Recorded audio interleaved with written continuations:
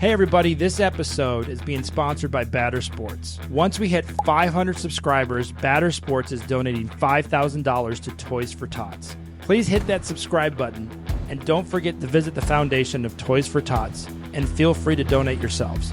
We look forward to another great year for Toys for Tots and another great year for BadderSports. Thanks so much for being a fan, and we love being a part of great organizations. Well, I don't know what I'm talking about most of the time, and now people are finding out. Hey everybody, welcome to another episode of Swing Batter, where we dive into another contract that is bought high or sold low.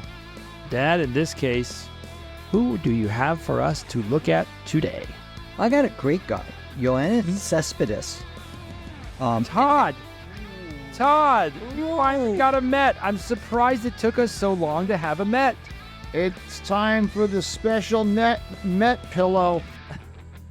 The Met pillow is in effect. Here we go. Let's put this on. Here we go, kids. Don't nap on this one.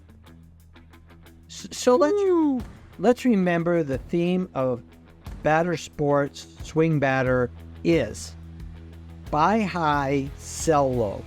And the Mets stepped up and made that happen with Yoenis Cespedes.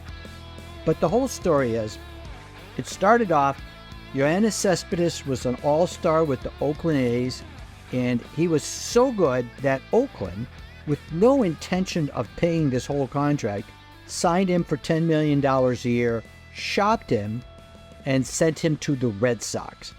The Red Sox then traded him to the Tigers to pick up Rick Porcello, a future Cy Young Award winner, okay? So Cespedes is now sitting on the Tigers, and they're paying this Oakland contract. Enter the Mets. The Mets traded away a great young pitcher named Michael Fulmer to get the bat that they needed. I'm telling you, in the beginning, this was a wonderful trade for the Mets. They went all the way to the World Series. Yoenis Cespedes only played in like 40 or 50 games, but he drove in 44 runs, and he really led the offense of the Mets. He hit 17 home runs, 44 RBIs in 50 games, and he led them right into the World Series. And the following year, he followed it up batting .280, 31 home runs, and 86 RBIs. This guy was going to be the future of the Mets offense. Enter BadderSports.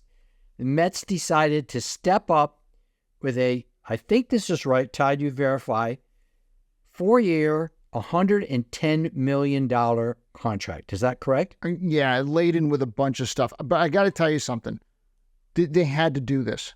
What he did in 2015, you got to remember, he single-handedly forced the Mets into the playoffs. The Mets had no business going to the playoffs.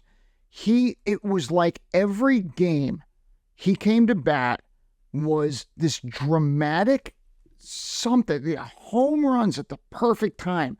RBIs when we needed it. Base hits when we needed it. Fielding. It just was this awesome athlete. It was so great to be a part of. And then Eric, the producer, reminded me that his walk-up song was the entrance music to The Lion King, the movie. He was incredible. See, yeah, the guy wants 4 years, $110 million. We're going to give it to him. You know what else he gets in this thing? He gets a full no-trade clause. Full no-trade clause. You're locked into this thing. He gets plate appearance incentives, $250,000 for his plate appearances above 200, 250, 275. He gets a trade assignment bonus. He gets $2 million if he gets traded to the American League, $500,000 to the National League, and the team he gets traded to has to pay him. If he gets an All-Star, he gets $500,000, Gold Glove, Silver Slugger. If he's the MVP, he gets money. There was incentives all over this thing, and it just was. We've got rules at BadderSports. You don't trade with the Braves. You don't sign pitchers after 31 years old. And hitters after 28 get really, really sketchy. And it doesn't matter what they've done. The Mets paid Cespedes for 2015. That's what they did, because they didn't pay him for after. I'm a big fan of this guy because he was so electric. Todd, you're not wrong. I remember the trade, and I remember him carrying the Mets. You're not wrong about every one of his hits. Every one of his RBIs was needed. It was clutch. He literally was the right guy at the right time every time. I can remember like every those critical games that you needed a big thing to happen. He was the guy. There was nobody else.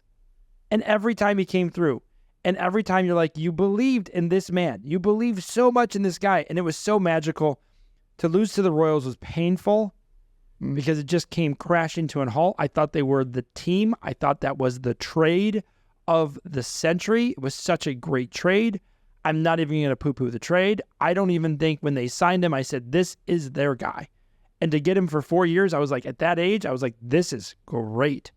It takes you right up to what, 34, 35 years old? This is everything about this deal says not BadderSports. It doesn't say swing batter. He's been clutch. He's going to come through. He's going to do it all. And then they signed the deal. And Dad, what happens?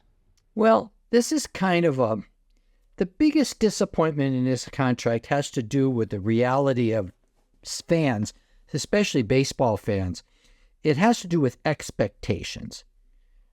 Cespedes raised the expectations of the Mets, that they got this superhero now for a longer period of time. But they didn't. Todd was right. This contract ended being a payment for 2015 and 16.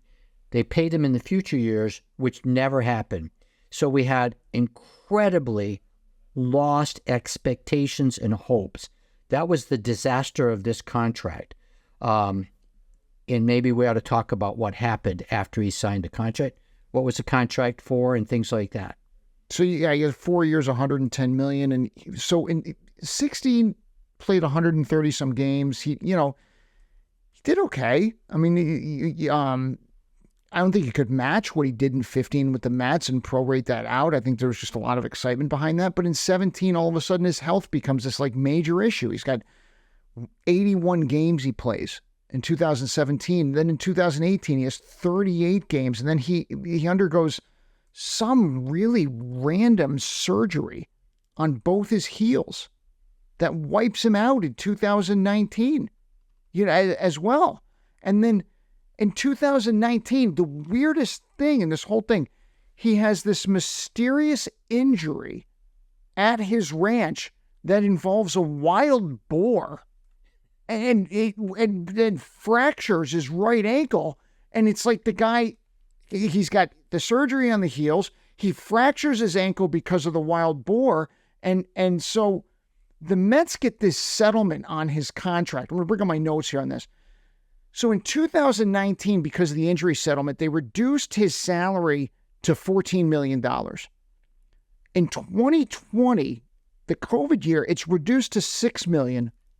But they put this escalation in it if he starts on the active list in 2020 or if he's on the IL for something that's not ankle or heel related. That's how much, that's how weird they're like, if you're going to hurt any other part of your body, we'll pay you $5 million more. How about that? And it just never manifested. And he became an unlimited free agent in 2021. So here's the tragedy of the contract and why it's a swing batter contract. They paid him $110 million. After he signed the contract, he played 127 games total. That's all. He hit 28 home runs total. That's crazy. He did nothing. Now, there were injuries, but some of them were bizarre. The Mets paid him all this money. It was a thank you for 2 great years, but then they paid him 4 more years when he contributed $0. He got injured when he was supposed to be rehabbing. It was just, the whole thing was weird. And the question came up, did he really want to play anymore? Because it seemed like he didn't. Well, the wild boar may have had something to do with that. Yeah. I always go back to, like, we as kids growing up playing these games, we put in all of our passion because we weren't playing it for money. We had dreams of doing what Cespedes did that year. We had dreams of taking a team to a World Series. That was unbelievable what he did in that run. What we don't realize is that with money comes responsibilities. We don't know. He could have had a big family that he had to take care of. He could have had large debts going up, being recruited and being played and things of that nature.